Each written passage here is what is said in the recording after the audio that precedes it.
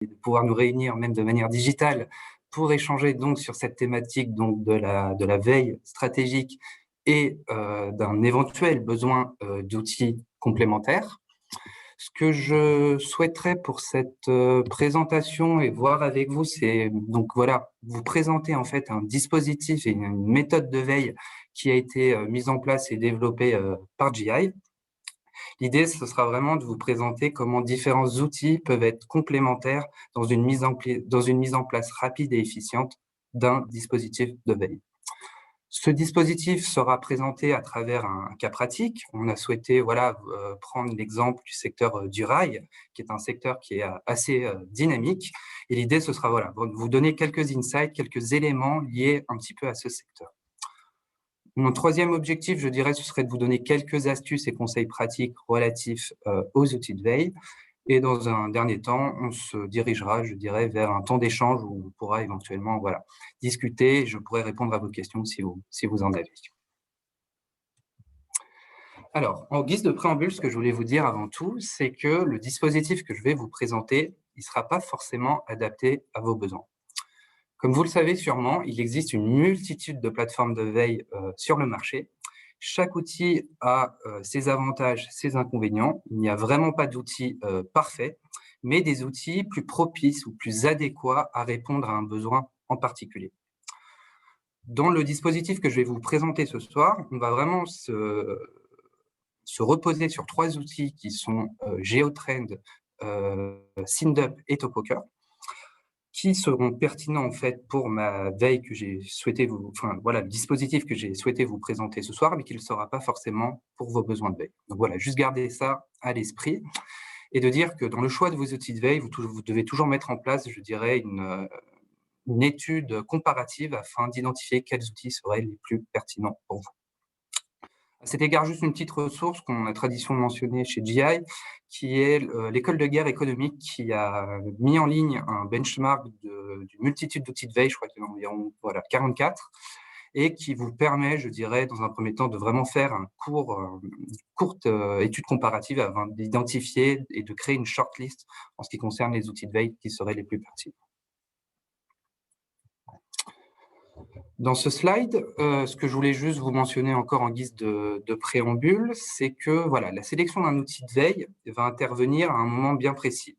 Donc, vous pouvez découvrir en fait ici, tout simplement, c'est un cycle de veille qu'on a juste un petit peu plus développé et décomposé chez GI, parce que voilà, on a un certain nombre de clients qui veulent vraiment savoir toutes les étapes qui sont mises en place. Et donc, vraiment, la sélection de cet outil, elle va intervenir après l'analyse et la définition des besoins et après le sourcing.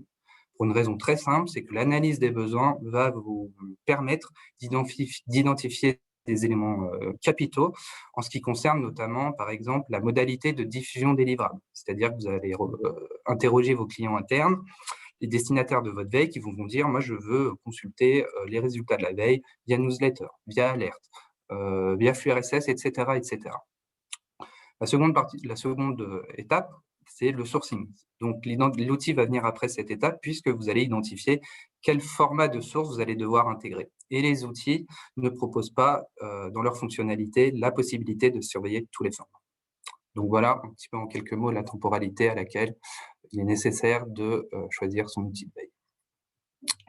Très rapidement maintenant, c'était juste voilà, Geneva Intelligence qui tient à votre disposition dans cette logique de cadrage d'une veille et de définition des besoins, un ensemble de questions à poser à vos destinataires de la veille et à se poser en tant que veilleur pour voilà, bien cadrer son projet et poser les bonnes questions qui vont vous permettre d'identifier les outils les plus adéquats pour votre veille. Donc malheureusement, je n'ai pas pu la mettre de manière lisible dans le PowerPoint, mais elle est disponible en format Xmind, sous forme de mind map. Donc, si vous souhaitez en bénéficier, n'hésitez pas à nous envoyer un email.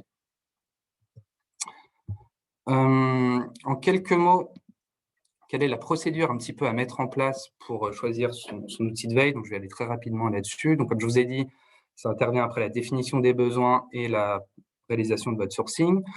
Il est important aussi de rédiger un cahier des charges techniques qui vont vraiment détailler toutes les fonctionnalités de l'outil pour ne rien oublier. Vous devrez réaliser donc une brève, où je vous invite à réaliser une brève étude comparative afin de créer une shortlist des éditeurs qui seraient en mesure de répondre à votre besoin, pour ensuite prendre contact avec eux et mettre en place, je dirais, une période de test concernant l'outil. Donc là, nous arrivons vraiment au cœur de notre sujet, donc le dispositif et la méthodologie qu'on met en place chez GI. Donc le premier pilier ou le premier outil sur lequel repose un petit peu cette méthodologie, c'est GeoTrain.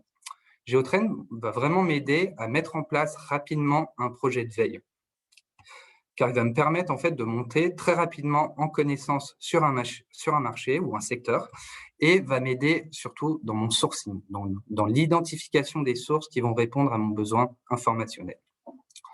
Le second pilier ou le second outil que j'utilise, que nous utilisons chez GI, c'est SynDup. SynDup, on va plus être dans une logique de veille cible. Donc la veille cible, c'est vraiment la surveillance des sources qui vont répondre à votre besoin informationnel. Et donc nous, c'est quelque chose, on le verra plus tard dans la présentation, que nous réalisons à l'aide de l'outil SynDup. Et enfin, le troisième pilier, ça va être l'outil TalkWalker, qui va nous permettre tout simplement de réaliser une veille radar. Donc là, par rapport à la veille cible, la veille radar, c'est on ne va pas surveiller des sources, mais on va surveiller des mots-clés. Avec la principale, je dirais, principale au pluriel, valeur ajoutée de TalkWalker, cela va nous permettre de couvrir les réseaux sociaux de manière relativement satisfaisante, et ça va donner vraiment une dimension internationale à notre veille. Donc vraiment, l'idée de ce dispositif et de ces trois piliers, c'est que chaque outil, en fait, va se compléter et va apporter une fonctionnalité, une valeur ajoutée supplémentaire dans la réalisation de notre veille, avec toujours l'idée en tête que la mise en place d'une veille doit être rapide et efficiente. Et donc, ces outils et cette méthode nous permettent d'y arriver. Donc maintenant, on va vraiment passer au cas pratique où je vais m'attarder un petit peu plus sur les différents outils. Le premier, c'est GeoTrend. Vous avez peut-être déjà entendu parler. Je vais, dans le slide suivant, vraiment revenir sur l'outil en lui-même, mais je voulais juste, en quelques mots, vous dire un petit peu les avantages que moi, ça m'apporte. Comme je vous l'ai un peu évoqué précédemment, ça va me permettre de monter très rapidement en connaissances et en compétences sur un nouveau secteur ou une nouvelle thématique. Ça, c'est quelque chose qui est très intéressant pour nous chez Geneva Intelligent, puisqu'on est amené en fait à travailler sur différents mandats, sur différents secteurs, etc., dont on n'a pas forcément une connaissance accrue. Donc, tout outil qui peut nous aider à monter rapidement en connaissance est intéressant. Nous avons aussi bien sûr l'aide au sourcing, donc GeoTrain nous aidera à construire un sourcing de qualité rapidement. Et enfin, il y a un module de veille au sein de GeoTrain qui nous permettra de relancer automatiquement la recherche et qui nous permettra justement d'utiliser GeoTrain au lancement de notre projet de veille, mais aussi pendant le déroulement du projet de veille, mais j'y reviendrai un peu plus tard. Donc, GeoTrain, pour resituer un petit peu, n'a pas été conçu comme un logiciel de veille à son origine. À son origine, c'était vraiment cartographier un secteur ou une thématique. L'idée, c'est vraiment de mettre en avant les acteurs clés au sein d'un secteur et d'une thématique. Donc, le lancement d'une recherche GeoTrain est très simple. Vous avez juste à construire une requête booléenne, comme une recherche dans Google. L'outil va aller crawler le web, et plus particulièrement Google, et va vous collecter l'information, la structurer et la cartographier. Donc là, vous avez, par exemple, un résultat suite à ma requête sur le secteur du ferroviaire. Donc, par un souci de visibilité et de compréhension, j'ai demandé à GeoTrain qui m'indique qu'un certain nombre restreint d'acteurs. On en a environ une dizaine ici. Et donc, vous allez, selon GeoTrain, les principaux acteurs du secteur ferroviaire. Donc, vous pouvez voir différents liens aussi entre ces différents acteurs, et c'est aussi l'avantage et l'attrait principal de GeoTrain, c'est qu'il va non seulement vous indiquer les acteurs clés, mais il va aussi vous indiquer les différentes relations que peuvent entretenir ces différents acteurs. Donc, en rouge, vous aurez les liens concurrentiels, vous avez la légende juste sur votre droite. En bleu, vous avez les liens capitalistiques, en vert, les liens de partenariat, et en violet, excusez-moi, les liens fournisseurs. Donc ça, vous voyez, c'est quand même un avantage non négligeable, puisque avec une simple requête booléenne, l'outil va être en mesure de m'afficher les acteurs principaux. Je vais un petit peu vite. Je vois des commentaires, j'espère que tout se passe bien. Cette slide, c'est tout simplement une autre vue, une autre manière de visualiser les données que va nous offrir GeoTrain. Donc, c'est aussi une vue que j'utilise énormément puisque ce dashboard va m'indiquer, en fait, vous l'avez juste au centre là, les acteurs principaux et le nombre de relations que l'outil a identifiées pour chaque acteur. Donc ça, c'est vraiment quelque chose qui est vraiment très intéressant au niveau du sourcing, en m'indiquant, voilà, en un temps record, quels sont les acteurs que je vais devoir intégrer dans mon sourcing. Ensuite, après avoir identifié, je dirais, les principaux acteurs, l'idée, ça va vraiment d'être d'investiguer ou d'approfondir les différentes relations que vont pouvoir entretenir ces acteurs entre eux. Donc là, en haut à droite, en vert, c'est les liens de partenariat entre les différents acteurs identifiés par GeoTrend. Donc, par exemple, vous voyez que ces différents acteurs, la SNCF, les CFF, ÖBB, donc c'est les chemins de fer autrichiens, et la Deutsche Bahn, entretiennent des liens de partenariat. Et donc, en cliquant sur le lien vert, GeoTrain, en fait, va m'afficher les documents qui lui ont permis de qualifier cette relation. Donc, effectivement, quand j'ai pu cliquer sur ces liens et découvrir un petit peu les documents qui justifiaient cette connexion, je suis tombé sur les documents qui mentionnaient en fait la création d'un partenariat entre ces différents acteurs que je viens de mentionner en ce qui concerne le relancement des trains de nuit. Donc, c'est quelque chose qui a été signé en décembre de l'année dernière. Je dirais il y a plusieurs raisons qui expliquent un peu ce regain pour les lignes de train de nuit. Vous avez bien sûr une raison environnementale où le consommateur est de plus en plus soucieux de sa consommation, de son bilan carbone, je pourrais dire, dans ses voyages. Donc, le train, c'est clairement un avantage à ce niveau-là. Vous avez bien sûr l'argument économique qui est très important et qui permet notamment d'économiser une nuit d'hôtel quand vous avez recours au train de nuit. Et vous avez également le temps. Voilà. L'idée étant toujours pouvoir optimiser son temps. Et donc, optimiser son temps en train de dormir en voyageant, c'est quelque chose qui peut être intéressant pour un certain nombre de consommateurs. Je vous ai aussi mentionné, alors elle n'est pas présente sur la cartographie parce que par souci de visibilité et de compréhension, j'ai décidé de réduire les acteurs, mais Lufthansa, donc la compagnie aérienne, était mentionnée comme partenaire de la Deutsche Bahn. C'est quelque chose qui m'a un petit peu interrogé, parce que je me disais, voilà, pourquoi un acteur de l'aérien dispose de liens avec un acteur du ferroviaire. Et donc, en cliquant sur ce lien, les documents, j'ai pu voir qu'effectivement, la Deutsche Bahn et la Lufthansa avaient passé un partenariat pour favoriser la desserte de l'aéroport de Francfort depuis de nouvelles villes en Allemagne. Donc ça, c'est aussi une caractéristique qui est intéressante pour GeoTrain, c'est pouvoir découvrir de nouveaux acteurs ou secteurs qui ont une présence, donc là, en l'occurrence, dans le rail, auquel on n'aurait pas forcément pensé en premier lieu. Donc voilà, l'idée vraiment là de GeoTrain et l'exploration de ces partenariats, c'est vraiment comprendre la situation du marché, sa structure et son organisation. Je vous ai pris un second exemple où je me suis plus intéressé à la SNCF et son lien de partenariat avec Alstom, que vous pouvez voir en rouge sur le slide. Et effectivement, en parcourant un petit peu ce lien, j'ai pu découvrir que la SNCF a annoncé très récemment l'arrivée prochaine de trains à hydrogène. Donc l'idée, c'est vraiment de remplacer les locomotives et la traction qui se fait au diesel par de l'hydrogène. Et donc, cette commande, en fait, a été destinée à l'acteur Alstom. C'est pour ça que l'outil l'a identifié de cette manière. Et ces rames ont vocation à être implémentées dans 3 régions, l'Auvergne, le Grand Est et l'Occitanie. Donc ça, vous voyez, c'est aussi un outil assez intéressant pour découvrir quelles sont les innovations technologiques, commerciales, thématiques d'intérêt pour les acteurs qui ont été identifiés.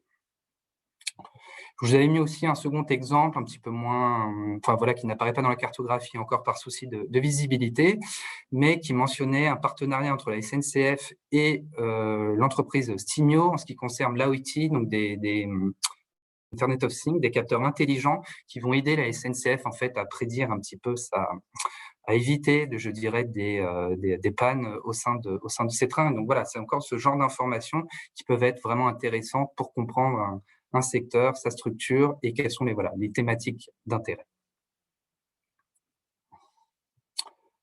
En troisième partie, alors là, c'est quelque chose que j'utilise énormément au sein de Géotrain. C'est une fonctionnalité que nous offre l'outil et qui va nous dire tout simplement, nous recenser quelles sont les sources d'informations sur lesquelles il est allé crawler les informations qu'il a pu collecter et structurer. Donc ça, c'est vraiment d'une aide vraiment précieuse pour notre sourcing. Donc là, vous pouvez voir, par exemple, il y a quelques sources qui sont des médias. Donc ça, c'est souvent les médias nationaux couvrent, je dirais, les actualités des compagnies ferroviaires nationales. Mais on a aussi des sources un petit peu plus spécialisées. Et ça, c'est quand même, c'est instantanément, Géotrain est en mesure de nous offrir déjà un pré-sourcing ou des sources d'informations qui nous permettront de construire un sourcing relativement rapidement.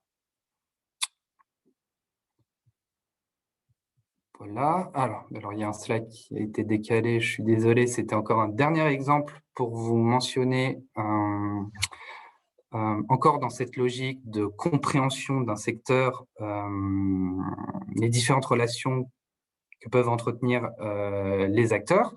Et donc là, c'était vraiment les liens, je dirais, de fournisseurs. Donc c'était assez intéressant comme information, parce que par exemple, on voyait que Renfe, donc qui est la compagnie nationale espagnole, avait un lien avec Alstom. Donc en parcourant les documents, j'ai pu découvrir effectivement que récemment, Alstom avait remporté un appel d'offres de Renfe en ce qui concerne les trains de banlieue dans les grandes villes espagnoles. Donc ça, vous voyez aussi, c'est le genre d'informations auxquelles on a accès et qui nous permet de mieux comprendre la structure du marché. Un deuxième exemple que je souhaitais vous mentionner, c'était ces 4 acteurs que sont Trenitalia, Ilsa, Hitachi et Bombardier, que vous voyez en rouge sur le document. Et en cliquant donc sur les différents liens, j'ai vraiment pu comprendre que on fait face en ce moment en Espagne à une ouverture du trafic grande ligne, et que Ilsa, qui est une société en fait d'exploitation du réseau TGV en Espagne, était possédée par Trenitalia, donc l'opérateur italien national, à hauteur de 40%, et que ses fournisseurs étaient Bombardier et Hitachi. Et donc, dans cet article, j'ai pu découvrir que les rames qui devaient être fournies à Ilsa avaient pris du retard du fait de la pandémie de Covid-19, et que donc la mise en service de ces nouveaux TGV allait prendre du retard. Alors que la société ou la filiale créée par la SNCF en Espagne, Ouigo Spain, elle sera en mesure de proposer et d'aligner son offre commerciale cette année. Donc, vous voyez aussi ce type d'information, ça permet vraiment de comprendre un petit peu les différentes dynamiques et structures d'un marché ou d'un secteur. La dernière chose que je voulais vous mentionner pour Géotrain, c'est le fait que donc, les concepteurs ont proposé aussi un module, je dirais, de veille, qui va nous permettre en fait de relancer de manière automatique la recherche qu'on a réalisée. Et donc, qui va nous afficher en fait, à chaque fois qu'on relance la recherche, les nouvelles informations, documents qu'il a pu détecter. Donc, c'est vraiment un outil Géotrain pour lequel je vais vraiment me servir au lancement de mon projet de veille pour vraiment identifier les acteurs clés, les relations entre les différents acteurs et les thématiques d'intérêt, innovation et projet, dans l'idée vraiment de monter en connaissance et en compétences très rapidement sur la thématique ou le secteur.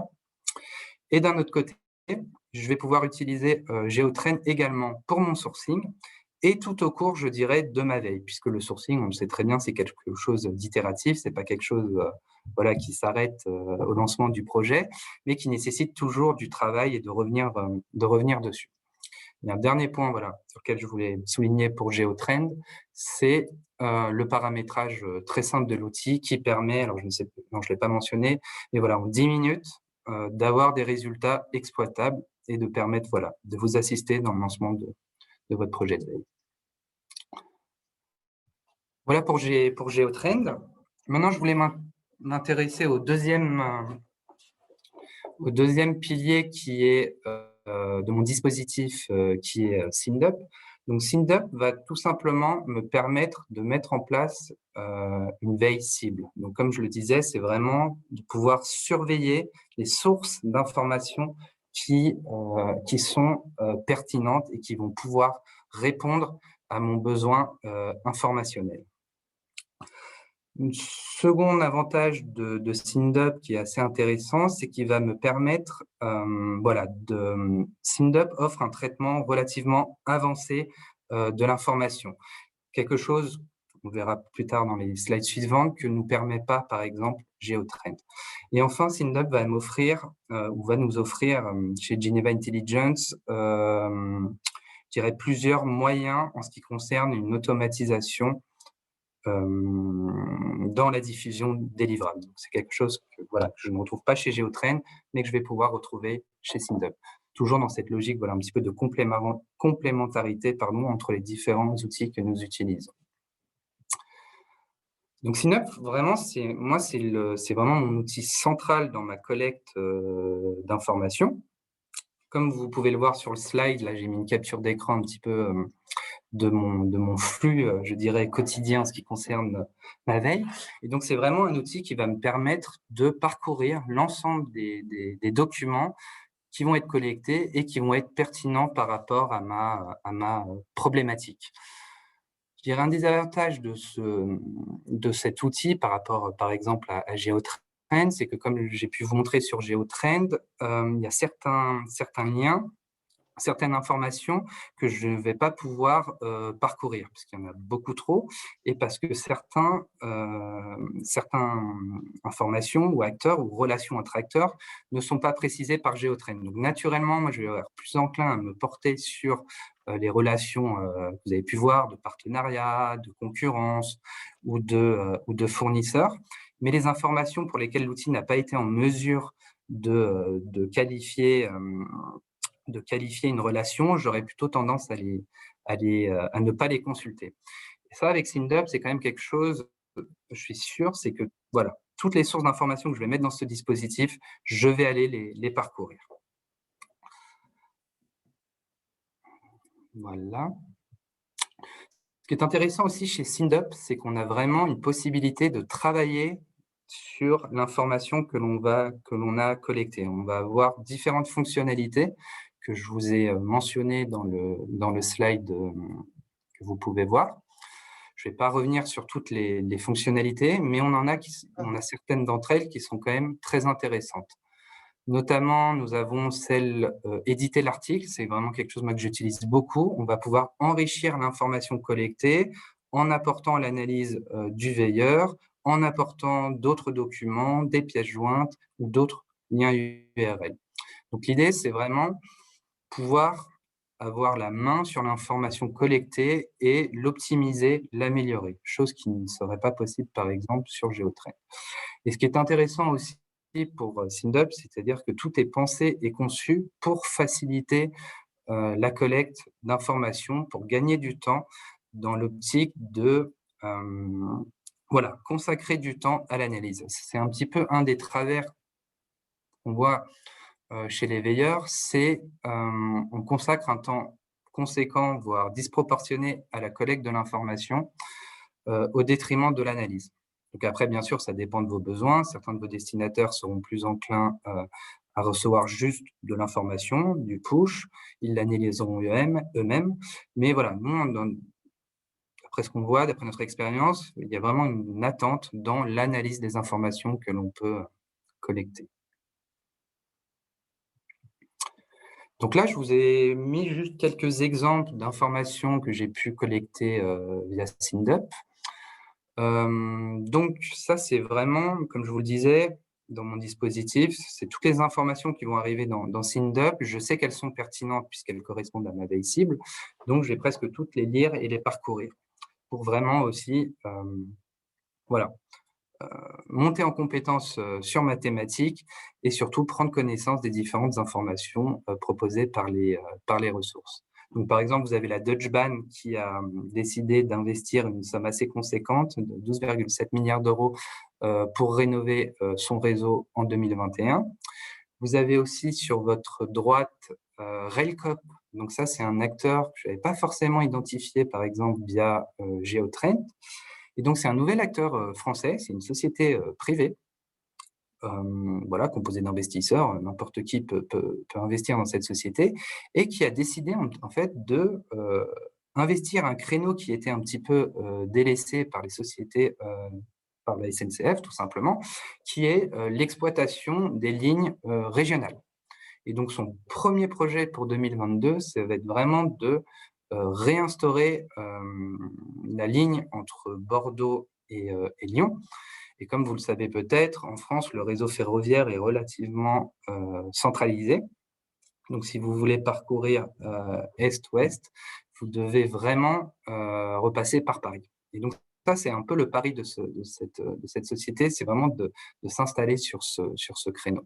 Donc, par rapport à Geotrend, comme vous avez vu, il y a énormément d'acteurs et d'informations. Ce n'est pas quelque chose que j'avais pu identifier au premier coup d'œil, mais après avoir identifié cet acteur via SynDub, je suis retourné dans Geotrend pour voir si effectivement il l'avait bien identifié, ce qui était le cas.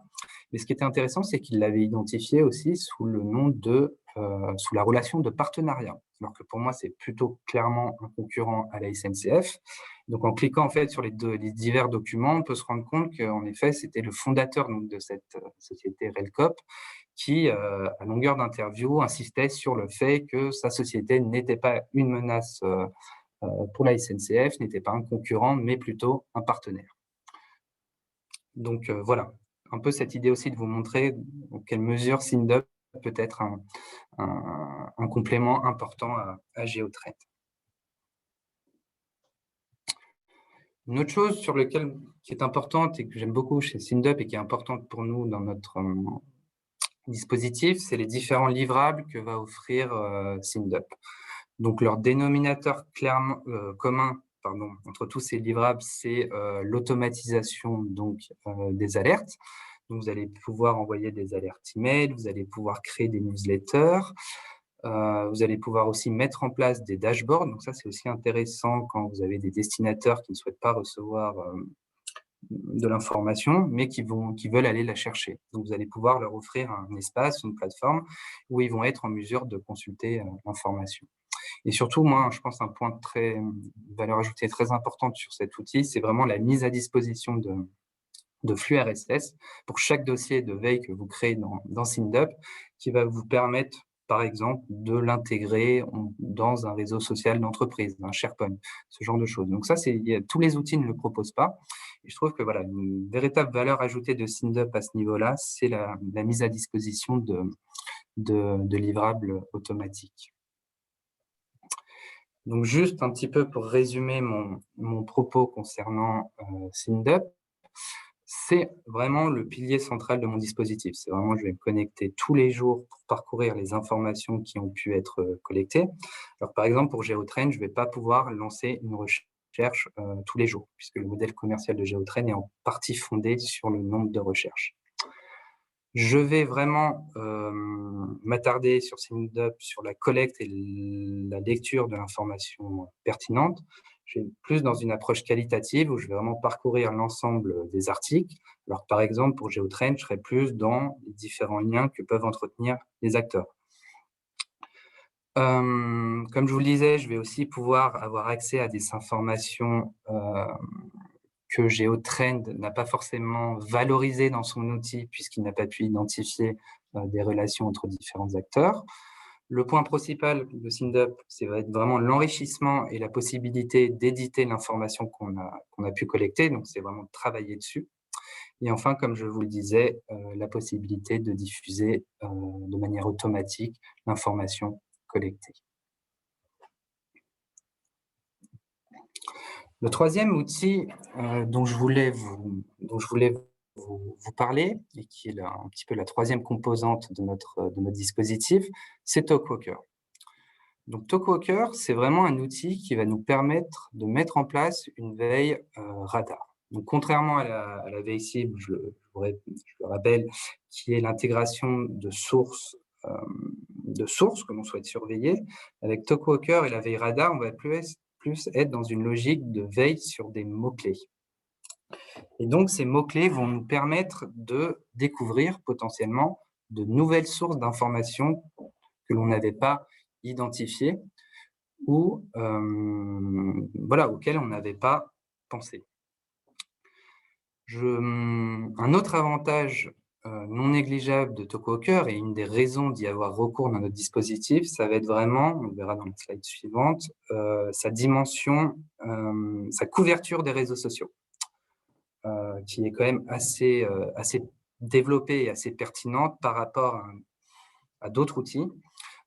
Voilà, juste pour mentionner que SimDub surveille également les réseaux sociaux, mais on est plus sur quelques réseaux sociaux comme Twitter ou Facebook.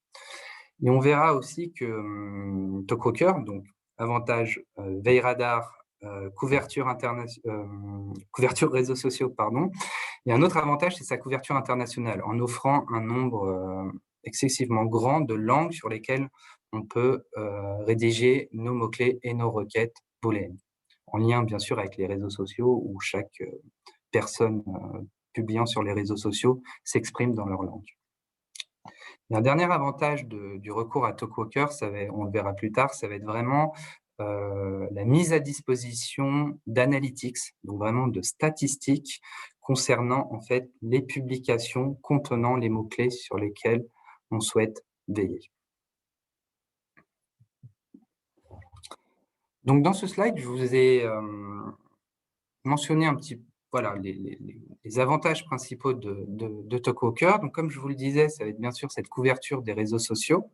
Donc vous pouvez voir à droite de l'écran un petit peu tous les différents réseaux sociaux qui sont surveillés.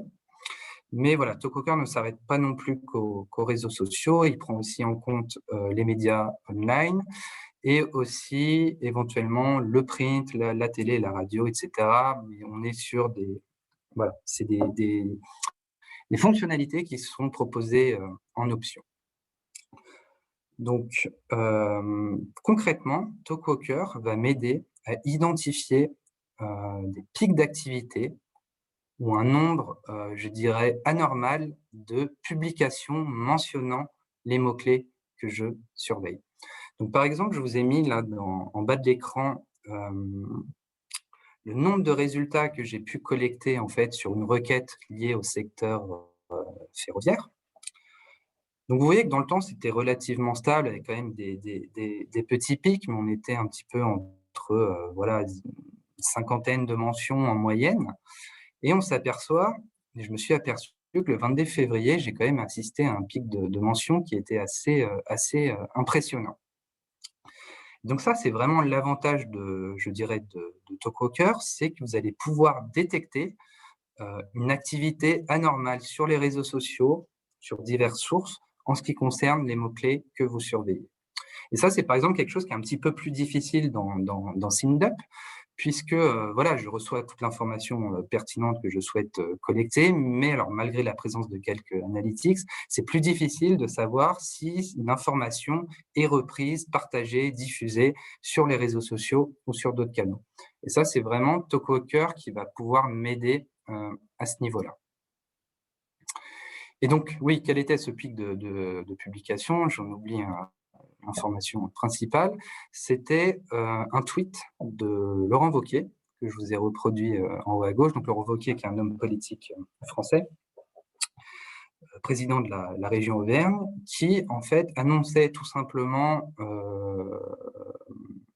la mise en place d'un plan de relance avec l'État français concernant la région Auvergne, et qui accordait en fait 1 milliard d'euros à ce secteur.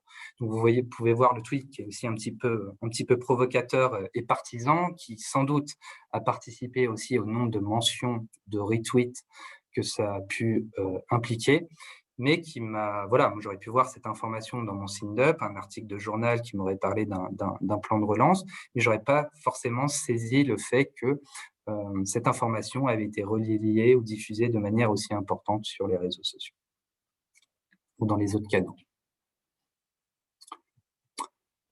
Ce que j'ai souhaité ensuite vous montrer, et c'est un des avantages vraiment offerts par Talkwalker, ça va être vraiment la mise à disposition donc d'analytics, de statistiques concernant les publications ou les mots-clés que vous avez entrés dans l'outil. Donc, je me suis un petit peu amusé à jouer avec et à réaliser une comparaison entre la SNCF et les CFF à travers les différents indicateurs ou analytics que peut nous offrir Talkwalker. Donc, l'analytics que vous avez en face de vous, tout simplement, c'est une répartition dans le temps des mentions ou des publications mentionnant SNCF et les CFF. Donc, vous pouvez voir déjà de premier regard, premier coup d'œil, que la SNCF, quand même, implique ou draine un nombre de mentions beaucoup plus important que les CFF. Et donc ça, c'est un outil un analytics qui est assez intéressant pour caractériser la visibilité ou même la réputation d'une entreprise ou d'un acteur. Je tiens à préciser aussi que, je ne peux pas dans cette présentation PowerPoint, mais tous ces analytics dans Talkwalker sont interactifs et cliquables. C'est-à-dire que vous pouvez cliquer sur les différentes courbes, ce qui vous ramènera en fait aux différentes mentions qui sont concernées par ces courbes. Donc, voilà un petit peu pour déjà ce premier analytics qui cherche un petit peu à cerner le nombre de mentions ou publications que peut drainer un acteur ou une technologie. J'aurais pu très bien mettre le nom d'une technologie. Le second analytics que nous utilisons nous assez souvent chez JDI, c'est le sentiment. C'est-à-dire que l'outil va être en mesure de nous dire dans quelle mesure les publications ou les mentions qui ont été collectées sont positives ou négatives. Donc ça, c'est un outil qu'il faut faire quand même relativement attention, puisque voilà, les outils ont quand même du mal à identifier la tonalité des publications, puisqu'ils ne sont pas capables, ont beaucoup de mal à cerner l'humour, l'ironie ou ce genre de choses. Donc, la plupart des outils, c'est un petit peu le cas ici, présenteront des résultats neutres, c'est-à-dire l'outil n'est pas capable de définir la tonalité d'une publication.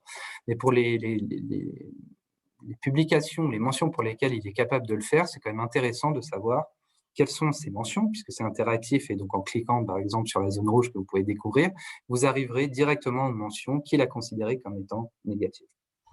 Et donc là, c'est intéressant de voir, par exemple, la SNCF, voilà, il a identifié 20% de mentions négatives par rapport aux CFF qui sont quand même sur un chiffre beaucoup plus bas. Donc voilà, l'idée, sentiment des publications, c'est quelque chose nous qu'on utilise beaucoup pour aussi anticiper d'éventuels bad buzz. Philippe, juste une information, c'est les 45, donc je te laisse gérer au mieux, mais peut-être aussi... Oui, j'ai bientôt fini. Je me dépêche. Juste ce que je voulais dire, c'est ça, c'est que l'outil va être aussi en mesure de nous apporter des statistiques en ce qui concerne l'engagement, donc les réactions des personnes qui vont les consulter, les lire. Donc les engagements, ça peut être vraiment des commentaires, ça peut être des likes, des retweets, etc., etc. Juste pour cet exemple, je vous ai mis les deux informations qui ont suscité le plus d'engagement. Vous aviez une information concernant la SNCF qui a suscité 11 000 réactions. Et celle concernant les CFF, c'était donc cette pétition qui a été lancée relativement récemment, qui invite en fait le Conseil fédéral et surtout Madame Sommaruga à agir pour favoriser, je dirais, l'utilisation, alors pas l'utilisation, mais le voyage, la possibilité d'emmener son vélo dans les trains. Parce que comme vous le savez sûrement, il y a un certain nombre de trains où on doit déclarer, s'inscrire avant de pouvoir, ou de réserver, afin de pouvoir mettre son vélo. Voilà, donc ça c'est quand même quelque chose d'intéressant et qui nous permet de savoir quelles sont aussi les informations qui ont suscité le plus de réactions. Je vais aller très vite là-dessus. C'est effectivement, l'outil va être en mesure aussi de nous offrir les provenances géographiques des personnes qui ont publié ou mentionné les mots-clés qui nous intéressent. Donc ça, c'est quand même très intéressant puisque ça permet à des marques ou à des produits de savoir qui parle de leur marque, qui parle de leurs produits et quel est le caractère international, je dirais, de leur structure. Comme je l'ai dit aussi auparavant, c'est quelque chose qu'on peut faire pour les technologies, hein. J'aurais pu très bien mettre voilà, train à hydrogène, ça m'aurait donné aussi des indications sur qui est intéressé par cette thématique et dans quelle région du monde. Exactement la même chose pour les caractères sociaux démographiques. Donc ça, c'est quand même quelque chose qui est intéressant pour les marques, puisque ça leur donne des éléments sur les personnes qui parlent donc de leurs produits ou de leur marque. Donc ça leur donne vraiment l'opportunité de calibrer leur communication, de vraiment mettre en place, de bien cibler déjà à qui ils doivent s'adresser et comment s'adresser à eux, en termes d'âge, en termes de genre, etc. etc. Donc ça, c'est un outil qui est assez intéressant à cet égard. Je vais passer là-dessus puisque je suis un petit peu en retard. Juste pour vous dire que Talkwalker nous offre aussi, comme aide au sourcing, identifie pour nous les personnes ou les influenceurs qui sont les plus pertinents pour notre thématique. Donc ça, c'est un outil sur lequel je me repose aussi beaucoup dans la construction de mon sourcing, puisqu'il va m'indiquer quelles sont les personnes qui publient le plus sur ma thématique et qui ont le plus d'influence ou de portée du fait de leur visibilité ou de leur caractère d'influenceur. En un mot, un nuage de mots-clés aussi qui va nous permettre, en fait, je dirais, de renforcer notre sourcing, notamment en ce qui concerne la construction de nos requêtes booléennes. Je vais un petit peu vite. Et donc, juste voilà, en termes de conclusion, juste pour bien refixer les choses, donc 3 outils qui sont complémentaires, je dirais, dans leur utilisation et dans leur recours. L'idée, c'est vraiment de s'appuyer sur les fonctionnalités les plus puissantes de chaque outil, avec donc GeoTrain qui va m'aider, je le répète encore une fois, à monter en connaissance sur un secteur et à construire mon sourcing. SynDup qui va me permettre vraiment de surveiller les sources d'informations qui sont les plus pertinentes pour moi dans une logique de veille cible, et Talkwalker dans une logique de veille radar, de couverture des réseaux sociaux et dans cette logique de dimension internationale. Voilà, je vous remercie pour votre attention. J'espère que voilà, ça a pu vous intéresser. Je reste bien sûr à votre disposition aussi. Enfin voilà, on va pouvoir lancer les questions ou le temps d'échange Eh bien, merci. là-dessus. Merci. Merci beaucoup, Philippe, pour cette présentation très, très instructive, très détaillée et semble-t-il excellente si je lis un des commentaires qu'on a eu sur le chat. Alors, quelques questions. En vrac, y a-t-il un outil qui détecte les fake news? Des questions. Alors, à ma connaissance, pour les fake news, il y a pas alors, fake news et deepfake, c'est différent.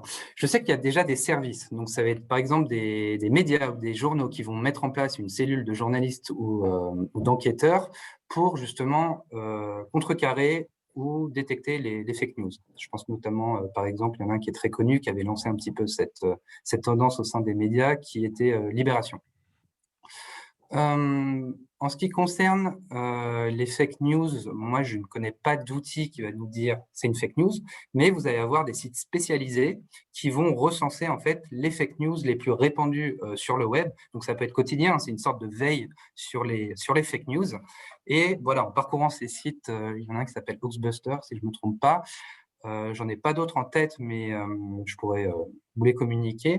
Vous avez aussi, voilà ce que je disais, les décodeurs du monde qui sont très réputés en tant que service de lutte contre les fake news. Par contre, les deepfakes, alors c'est un peu différent. Les deepfakes, on n'est pas sur un support numérique, enfin support, je veux dire papier ou textuel, mais on va trafiquer ou modifier des vidéos ou des images. Donc, on a eu des deepfakes assez célèbres sur Internet, avec notamment Obama, ou c'est surtout les hommes politiques qui sont visés par ça. On leur fait dire des horreurs ou des âneries.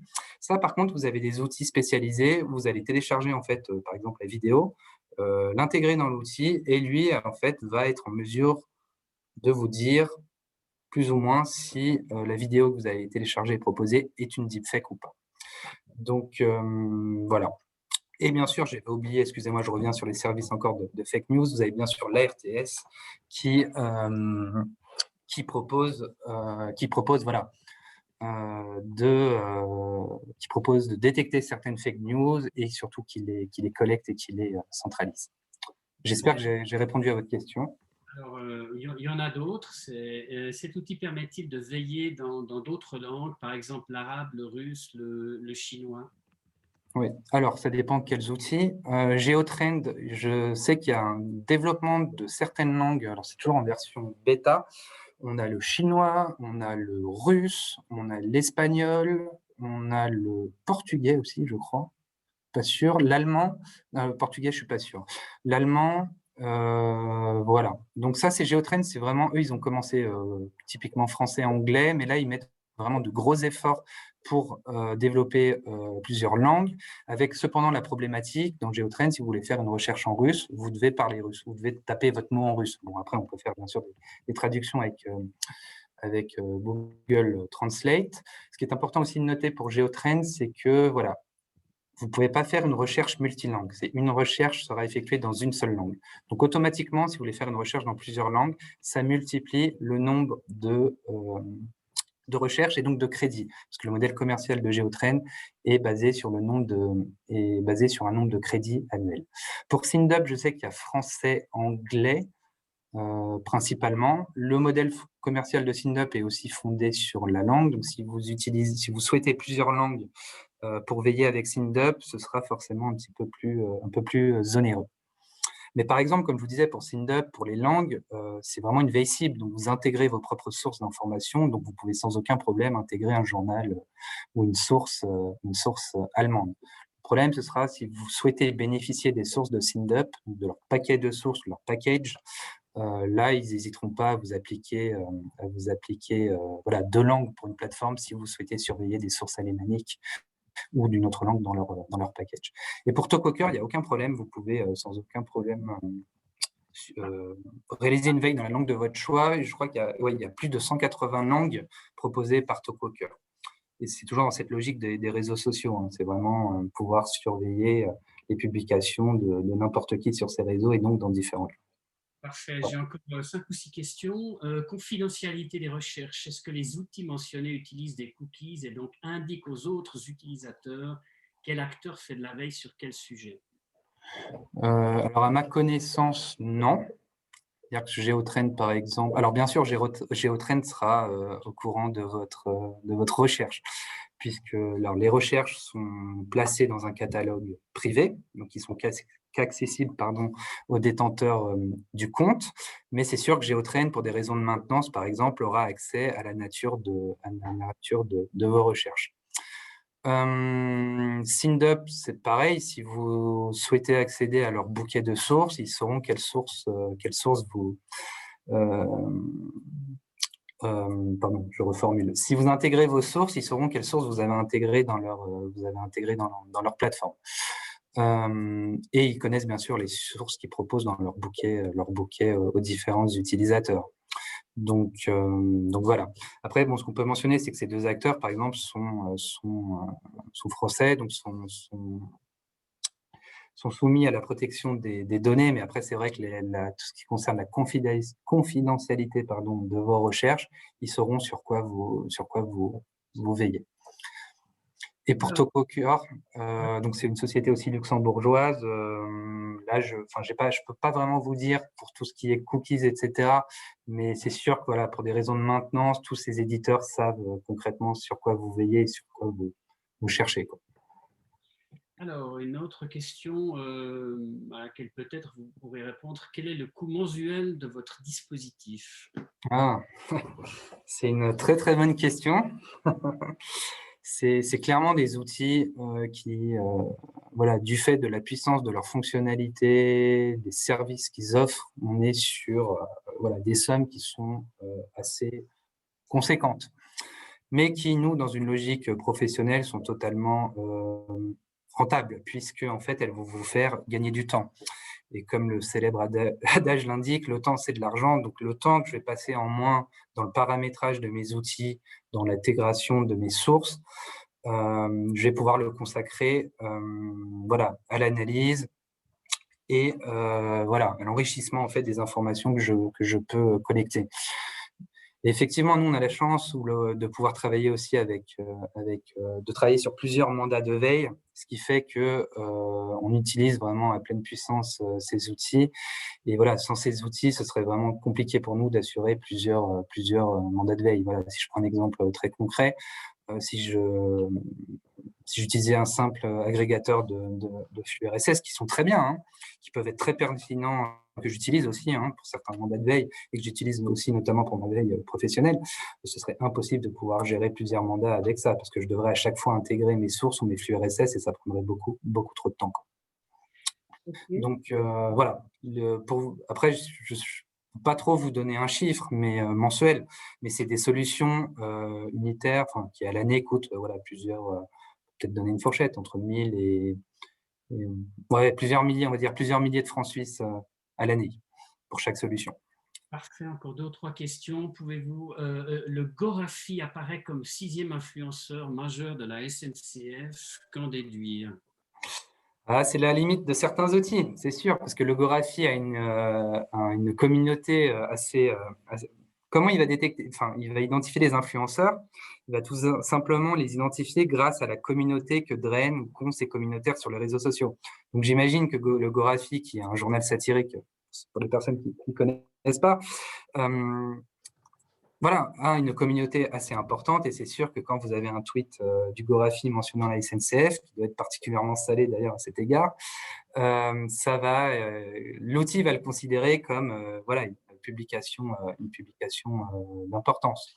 Mais c'est sûr, ça, c'est les limites de l'outil, c'est clair.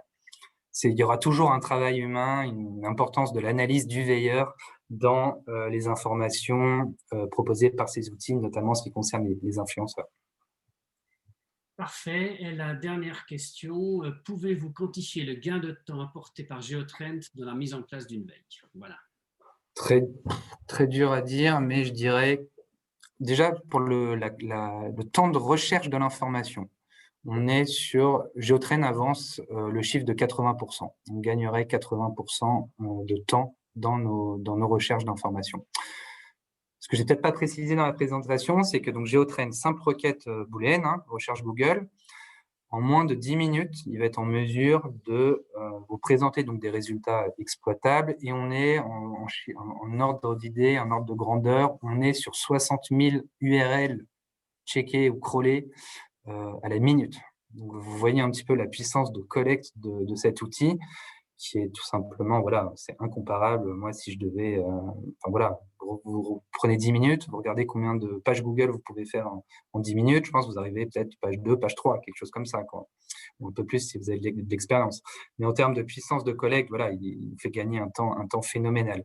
Après, dans le lancement d'un projet de veille, moi, je vous dis, pour vous donner peut-être une expérience chez GI, vraiment des calendriers très serrés dans la mise en place de veille. On doit être, voilà, en moins d'un mois, on doit être possible de lancer une veille, mais voilà, je ne vais pas pouvoir avoir le temps de passer un mois sur juste un mandat de veille. Donc, je pense que mon sourcing et l'intégration de mes sources doit se faire en peut-être 5-6 jours maximum. Un sourcing, je pense, de 3 jours et ensuite, voilà, les intégrer dans mon outil en fonction des différents outils. Donc voilà, donc je pense que Géotrain, moi, c'est vraiment un outil que j'aime beaucoup pour ça et qui est vraiment pertinent parce que ça m'aide vraiment très rapidement, comme je le disais, construire mon sourcing et surtout ma connaissance, enfin, voilà, monter en connaissance très rapidement sur une thématique dont je ne suis pas forcément familier. Eh bien, merci beaucoup, Philippe, pour cette présentation et d'avoir Merci à vous. répondu aux questions. Est-ce que Stéphanie ou même Alain, vous souhaitez rajouter quelque chose avant que nous arrêtions ce webinaire? Stéphanie.